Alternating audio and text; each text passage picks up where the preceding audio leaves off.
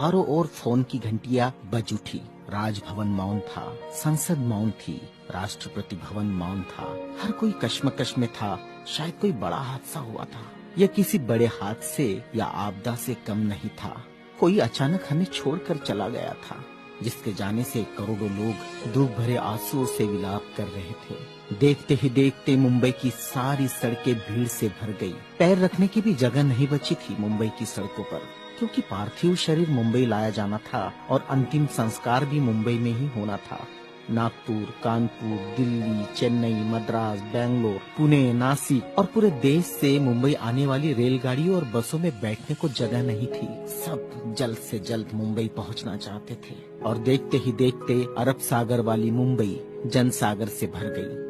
कौन था यह शख्स जिसके अंतिम दर्शन की लालसा में जन सैलाब रोते बिलखते मुंबई की ओर बढ़ रहा था। देश में यह पहला प्रसंग था जब बड़े बुजुर्ग छोटे छोटे बच्चों जैसे छाती पीट पीट कर रो रहे थे।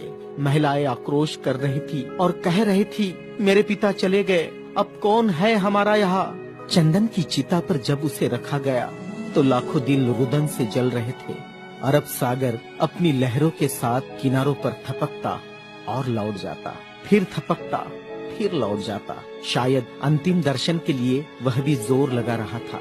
चिता जली और करोड़ों लोगों की आंखें बरसने लगी। किसके लिए बरस रही थी ये आंखें? कौन था इन सब का पिता? किसकी जलती चिता को देखकर जल रहे थे करोड़ों दिलों के अग्निकुंड? कौन था यह जो छोड़ गया था इनके दिलों में आंधियां? कौन था वह जिसके नाम मात्र लेने से गरज उठती थी बिजलियां? मन से मस्तिष्क तक दौड़ जाता था ऊर्जा का प्रवाह।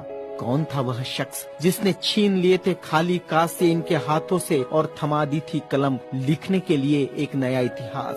आंखों में बसा दिए थे नए सपने, ओठों पर सजा दिए थे नए तराने, धमनियों से प्रवाहित किया था स्वाभिमान अभिमान को, दास्यता की जंजीरें तोड़ने के लिए दिया प्रज्ञा का शस्त्र। चिता जल रही थी अरब सागर के किनारे और देश के हर गांव के किनारे में जल रहा था एक स्मशान, हर एक शख्स की आंखों में।